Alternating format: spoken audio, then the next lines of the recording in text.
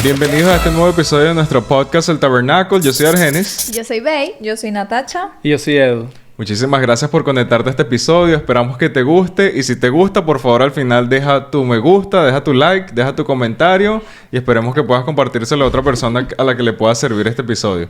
Hoy vamos a estar hablando acerca de un tema bastante especial. Básicamente estamos respondiendo a una de las peticiones de tema que hizo uno de nuestros oyentes. Y bueno, esperamos que sea de gran bendición. Vamos a estar hablando acerca de cómo poder balancear la vida del ministerio con la vida familiar. Obviamente cuando vemos la palabra, observamos que Dios nos llama a nosotros a poder vivir en familia, pero al mismo tiempo ejercer su ministerio, ejercer el llamado que Él ha hecho para nuestras vidas. Nos dio a todos nosotros la capacidad de poder ejercer un liderazgo, de poder ejercer un ministerio, como acabo de mencionar, y podemos ver como en Primera de Timoteo, capítulo 3, versículo 4, nos llama a nosotros a poder entender cómo podemos ejercer nuestro liderazgo, y dice, y la importancia que debemos darle a nuestra casa, que gobierne bien su casa, dice el versículo 4, que tenga a sus hijos en sujeción con toda honestidad, pues el que no sabe gobernar su propia casa, ¿cómo cuidar a la iglesia de Dios? Entonces, sobre esa base, sobre ese verso, vamos a empezar a hablar acerca de cómo balancear eso según nuestras experiencias que ya servimos en nuestras iglesias locales y que todos tenemos familia. Si no fuéramos familias, entonces yo creo que no estaríamos haciendo este episodio, pero básicamente somos una familia, pues. Entonces, bueno, yo sé que tienes algo que compartir allí. Sí, la familia como prioridad. La Biblia establece que la familia es una responsabilidad primordial. En Timoteo 5:8, Pablo advierte que quien no provee para los suyos ha negado la fe. Esto indica que descuidar a la familia en nombre del ministerio puede ser contrario a la voluntad de Dios. El equilibrio comienza al entender que el hogar es también un campo ministerial. Liderar espiritualmente en la familia, orar juntos y enseñarles la palabra son actos de servicio al Señor. La Biblia también nos enseña que la familia fue la primera institución establecida por Dios. Eso está en el Génesis. No sé si quiere... Sí, exacto. Como lo acabas de decir, podemos ver en Génesis que donde Dios estableció la familia, creando a Adán y Eva, que eran la primera pareja, y tenemos en Génesis 2:24 que dice: por tanto dejará el hombre a su padre y a su madre, y se unirá a su mujer, y serán una sola carne. Sí. También tenemos que los padres deben instruir a sus hijos desde la niñez, y podemos encontrar en Deuteronomio 6:7 que dice: y estas palabras que yo mando hoy estarán sobre tu corazón, y las repetirás a tus hijos, y hablarás de ellas estando en tu casa y andando por el camino, al acostarte y cuando te levantes, es decir, en todo tiempo, en la mañana, en la noche, a toda hora.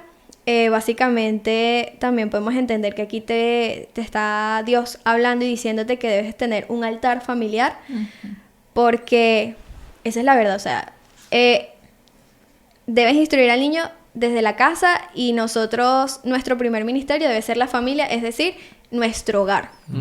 Si en nuestro hogar no estamos bien, no podemos pretender que podemos ministrar a otros en la calle, en la iglesia, cuando nosotros no estamos firmes en nuestra casa y nuestra familia no está firme.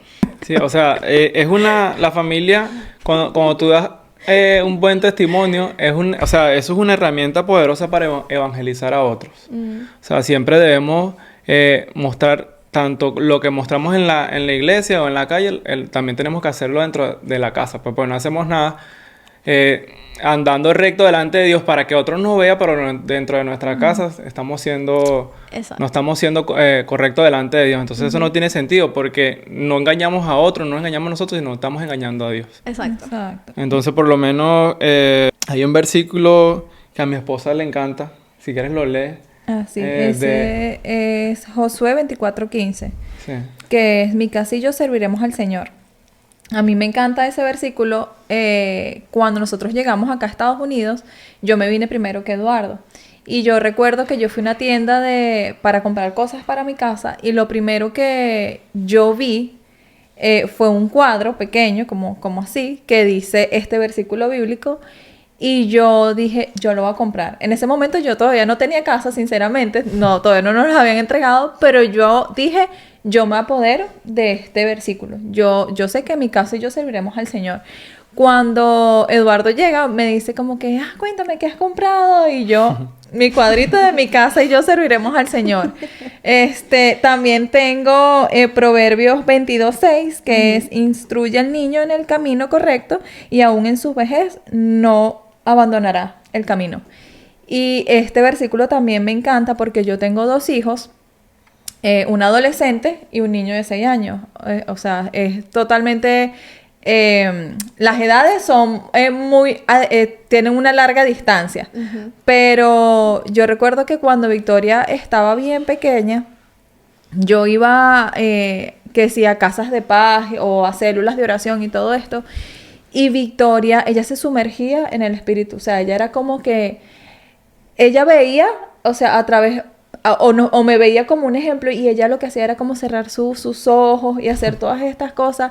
Y yo cada vez que he tenido como que dificultades en diferentes etapas de mi vida con Victoria, yo recuerdo eso. O sea, yo recuerdo esos momentos de ella con Dios desde pequeña, y yo sé y estoy segura de que yo a mis hijos he tratado de instruirlos desde pequeños, y yo sé que aun cuando ellos se vayan de casa, estén en la universidad, hagan su vida, tengan sus matrimonios, ella va a estar firme en el Señor. Amén. Y con Jeremiah, bueno, Jeremiah es un personaje, nosotros oramos todas las noches con él. Hay días que nosotros por X o Y no oramos en el momento que él ya se va a acostar, y él era como que, ¿y cuándo me ora? Mamá, y hay que orar. O sea, cosas como que él nos recuerda a nosotros que no importa lo que esté pasando o lo cansado que estemos o lo que esté pasando alrededor, nosotros tenemos que literalmente sentarnos y orar, porque pues eso ya es su vida. O sea, eso es su rutina y eso es parte de su vida. Entonces, pues a esos padres que se aferren a estos 2 versículos, que yo creo que cuando tienes hijos lo valen todo, que es instruye al niño y mi casa y yo serviremos al Señor. Yo tengo otro punto que dice: el amor y el respeto son esenciales para la familia.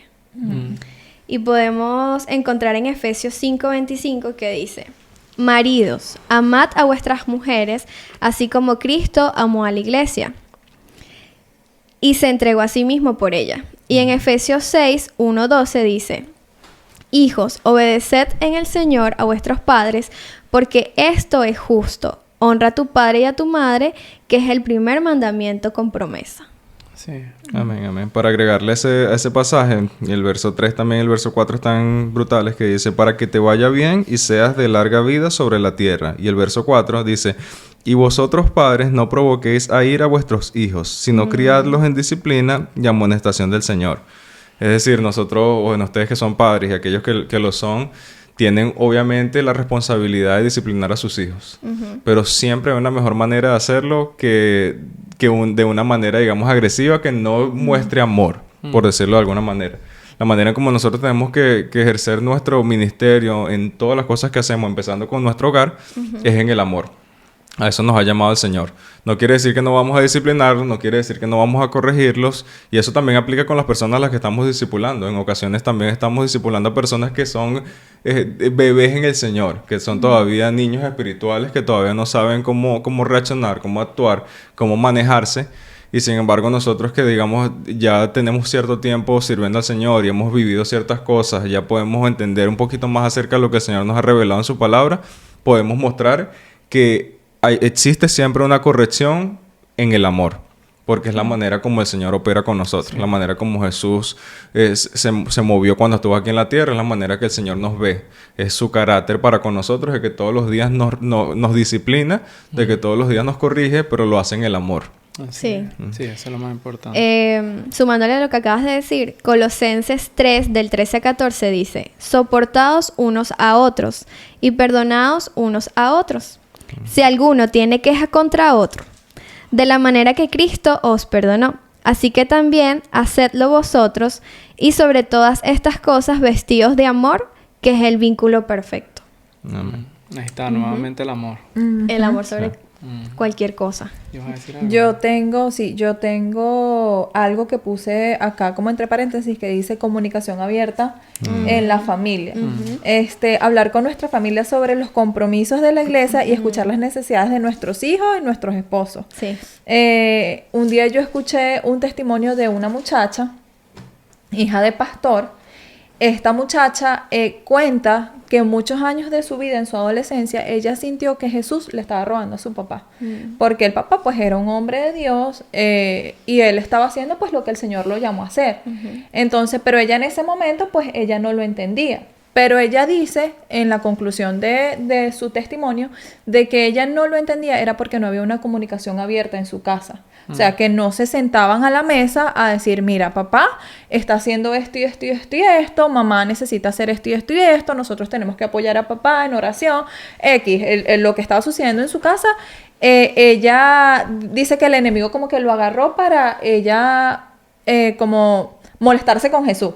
Como que no es posible que este Jesús que todo el mundo habla, pues se haya llevado a mi papá. Me robé a mi papá. Exacto. Entonces, ella dice que a los años, pues que ella ya fue adulta, que ella ya empezó a tener una relación con Dios, porque ella también dice ahí que no importa si tú naciste en el Evangelio, no importa si literalmente tú saliste del vientre de tu madre.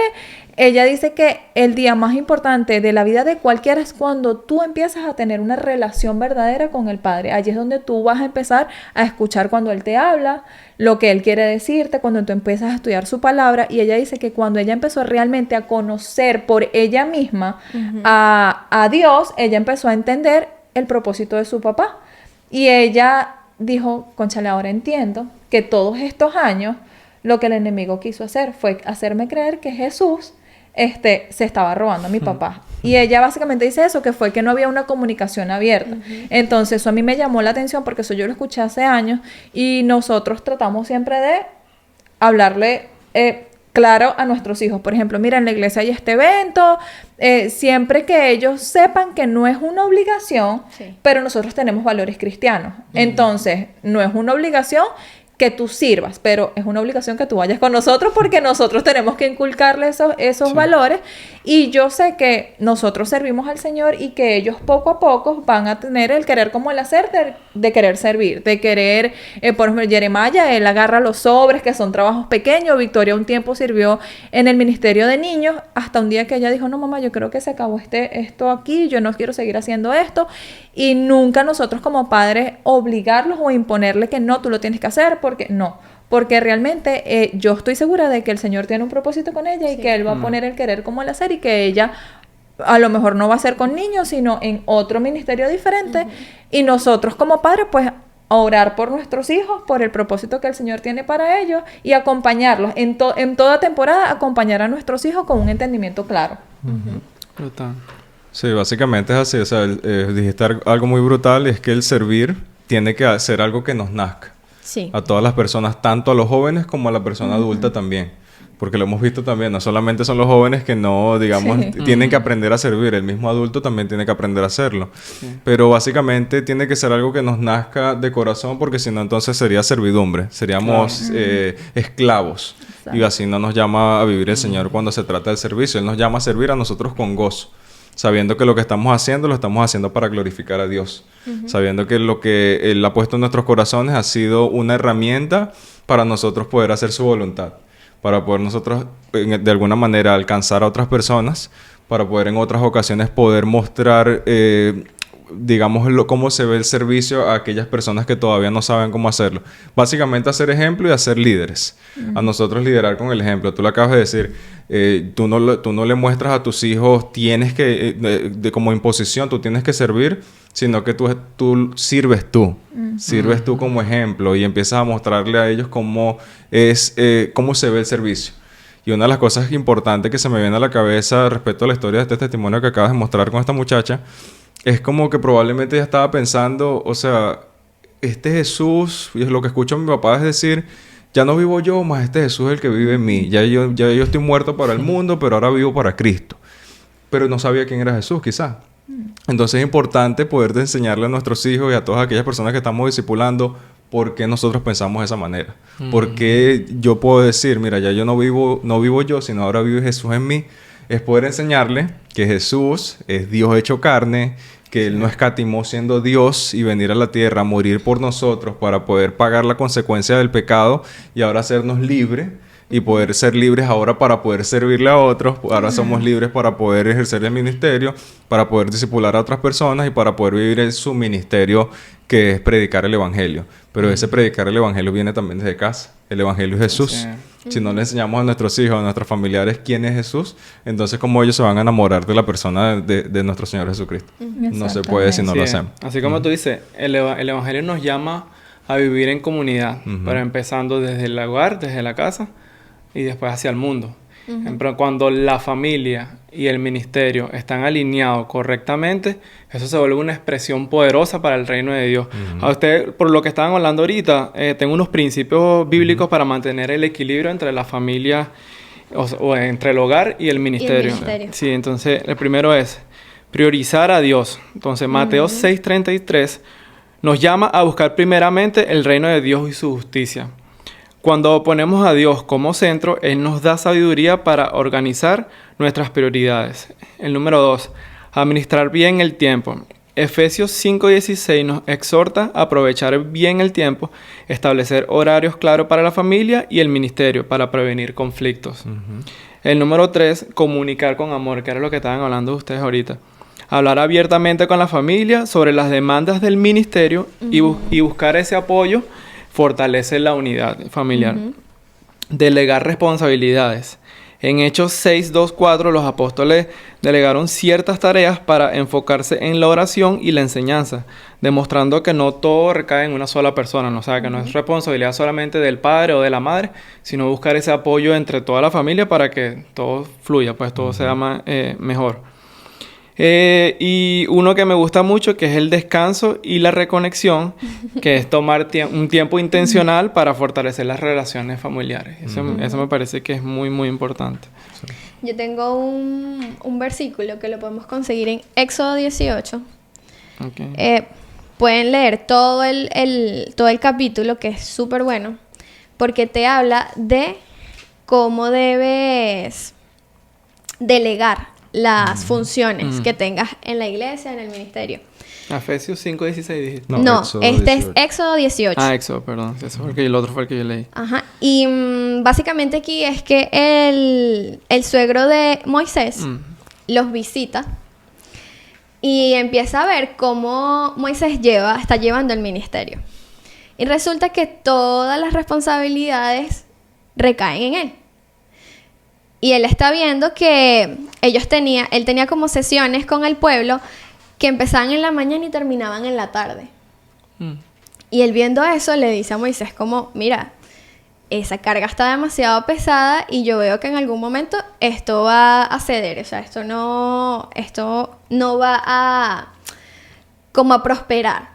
Y entonces en el versículo 17 y 18 le dice: entonces el suegro de Moisés le dijo: no está bien lo que haces, desfallecerás del todo, tú y también este pueblo que está contigo, porque el trabajo es demasiado pesado para ti, no podrás hacerlo tú solo.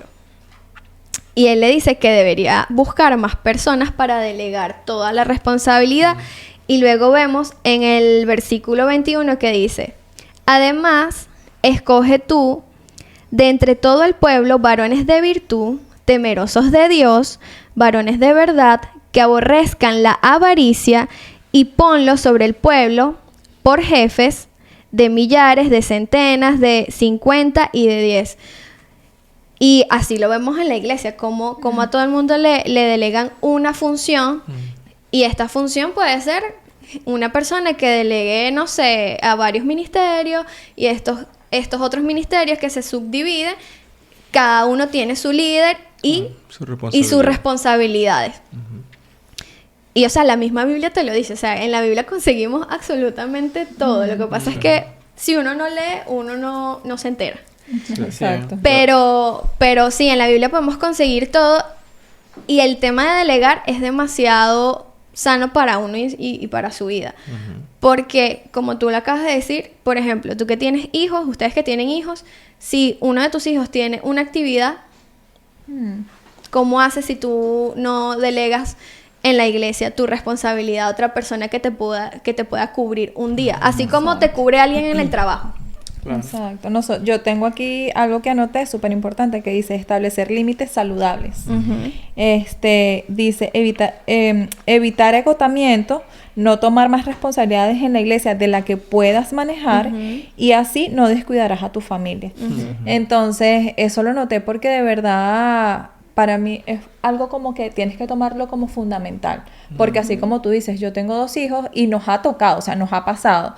Jeremiah toca violín y Victoria siempre tiene eventos de cualquier cosa y obviamente pues nosotros somos 2, tenemos 2 hijos o negociamos o decidimos tomarnos el día en la iglesia porque también hay personas que se sienten irreemplazables. También. Y si de verdad te sientes irreemplazable en la iglesia, tienes un gran problema. Entonces, obviamente, pues tenemos responsabilidades, que es algo diferente y no podemos dejar botado, pero ninguno somos irreemplazables. Hay personas que son capaces, igual que tú, de hacer las funciones pues que ya están establecidas en la iglesia.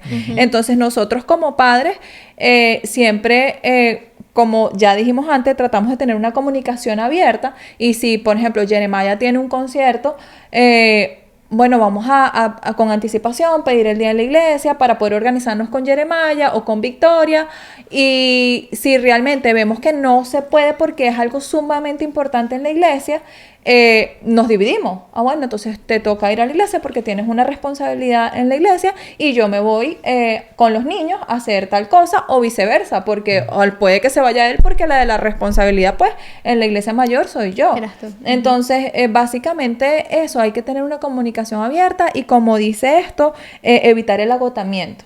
Evitar el agotamiento, no llevar cargas tan pesadas. La iglesia está llena de muchas personas que de verdad también son capaces de hacerlo y nosotros tenemos que tener ese entendimiento claro de que somos una familia, somos un cuerpo. O sea, todos podemos, si nos unimos y entendemos eso que el suegro de Moisés le estaba tratando de explicar a él en ese entonces, que él lo tomó de una buena manera y lo... Que eso es lo bueno, que sí. eso es lo que yo le estaba comentando a Argenis, que lo que me gustó fue que Moisés lo aplicó. O sea, él escuchó a su suegro y lo aplicó y dijo como que, es verdad, voy a buscar gente que me ayude. Y también ser sabio a la hora de buscar esas personas, porque también es eso. Pero también tú tienes que darle tu voto de confianza a las personas, porque quizás tú puedes ver que la persona es muy capaz de hacer lo que tú quieres que haga, pero a veces por ti, personalmente, tú sientes que la gente no puede hacer las cosas como tú las harías. Se requiere también de humildad. Exacto. Pero sí, la gente lo puede hacer, la gente es capaz, la gente lo quiere hacer. Y sobre todo cuando la gente tiene ese querer hacer las cosas. Cuando a la gente tú le ves que quiere hacer las cosas, déjalo que lo haga. Confía en la gente que lo va a hacer bien. Y te puede sorprender lo que la gente puede llegar a hacer. Es así. Aquí yo tengo otro versículo que es Eclesiastés 3:1. Todo tiene su tiempo y todo lo que se quiere debajo del cielo tiene su hora. Entonces, para mí, el tema del equilibrio con el ministerio y la iglesia, o sea, para mí yo lo veo como que es un igual. O sea, para mí, si yo lo pongo en una balanza, la balanza queda así. No queda ni así ni así, queda así. Porque sabemos que Dios es el centro de nuestra vida. Es lo primero. Lo primero no es tu esposa, lo primero no es tu esposo ni tu hijo, que en lo terrenal lo podemos ver así. Pero lo primero es Dios. Si tú no pones a Dios de primero, eso que dice la Biblia, que todas las cosas serán añadidas, no lo sé. Sí. Porque Dios es el que te da todo.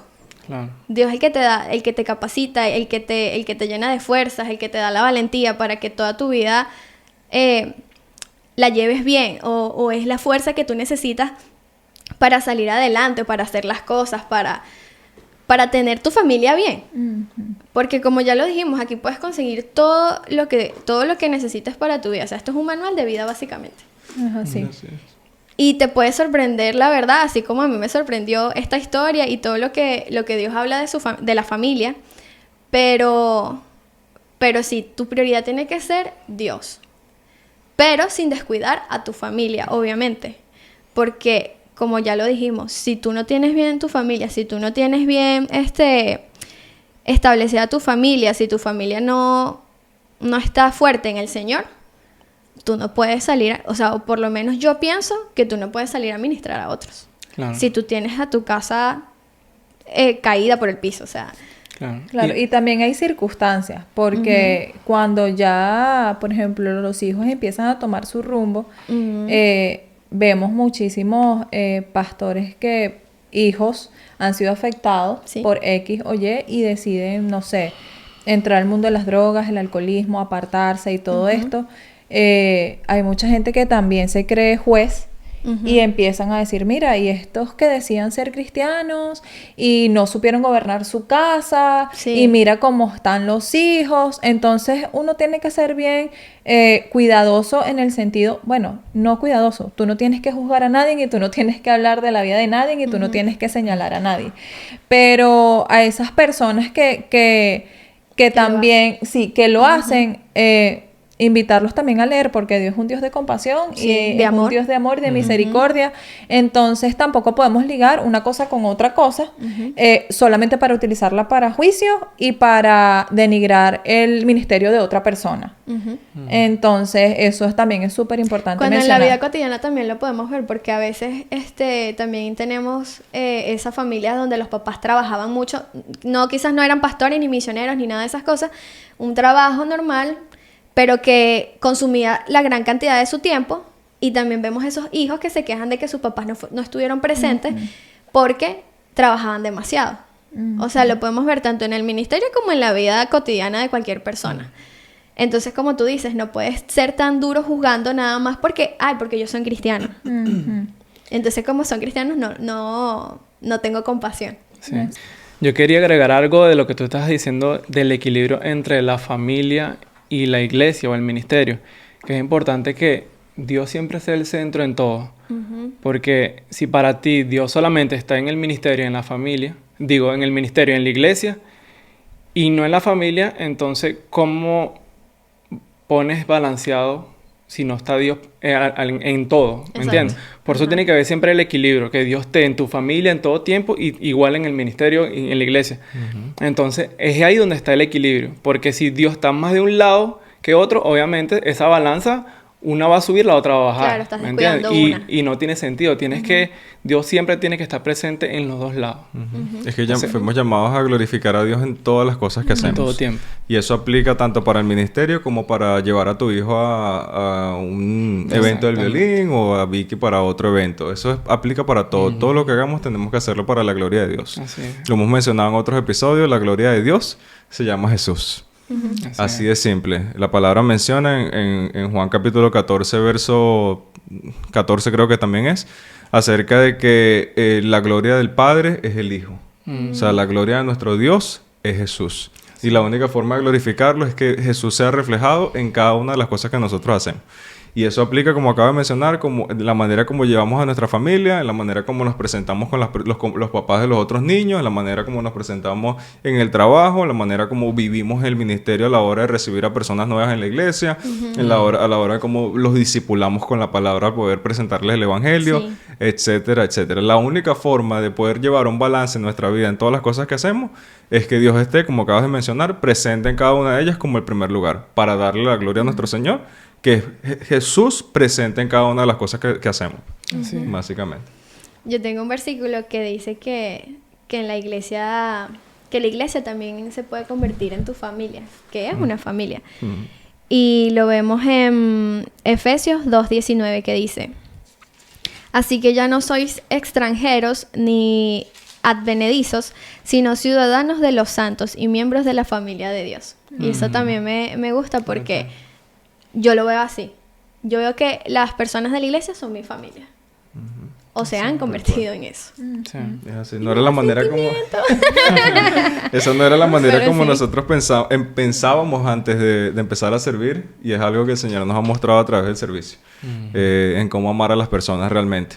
Al principio, cuando nosotros decidimos empezar a ejercer servicio con gozo en nuestra comunidad local, nosotros lo hicimos para glorificar a Dios. Pero en el proceso nos dimos cuenta de cuánto, sin saberlo, necesitábamos a las personas que tenemos a nuestro alrededor.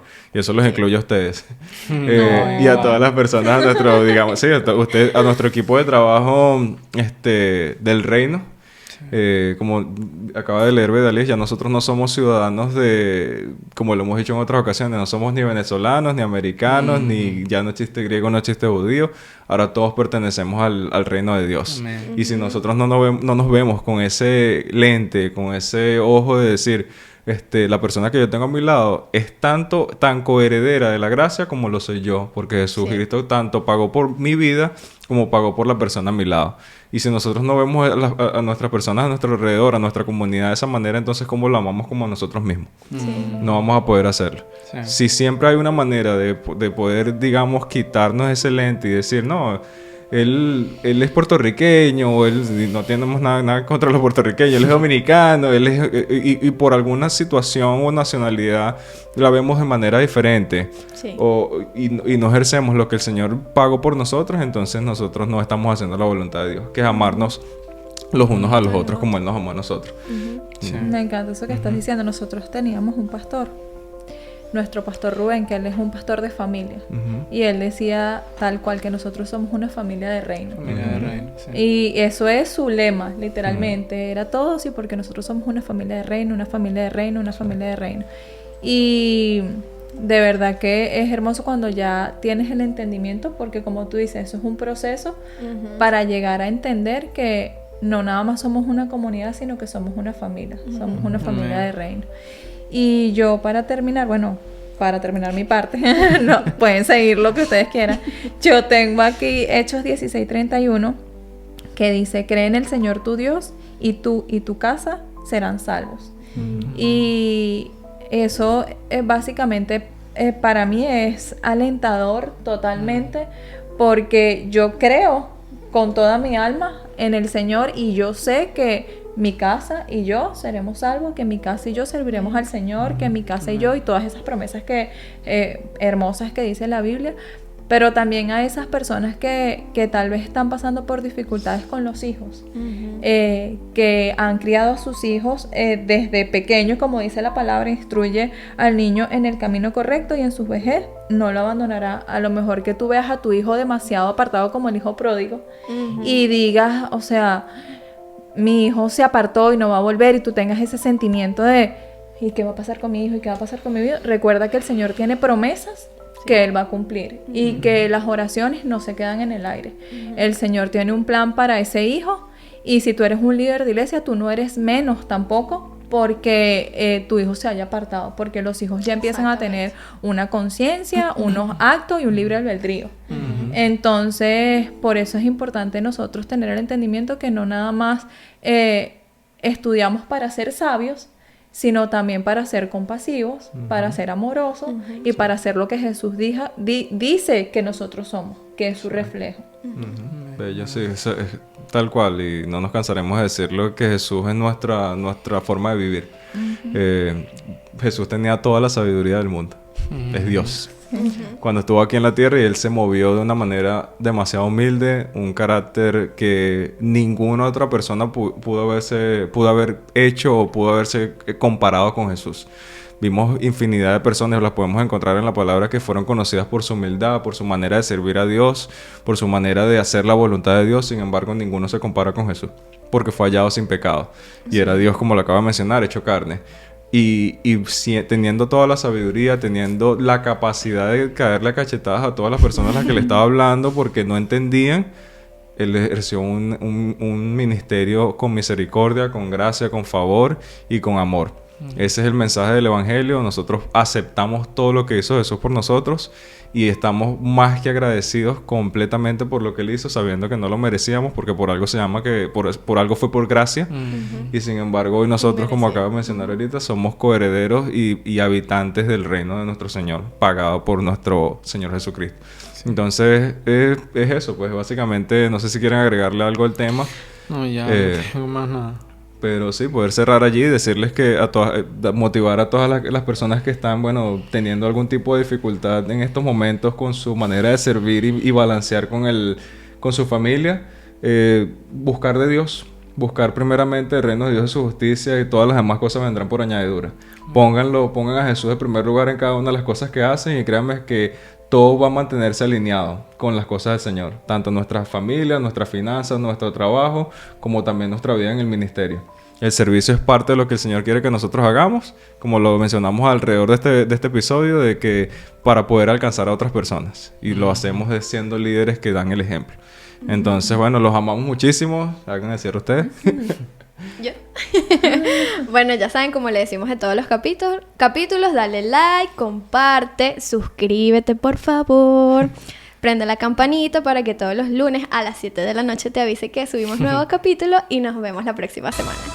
Bye. Bye.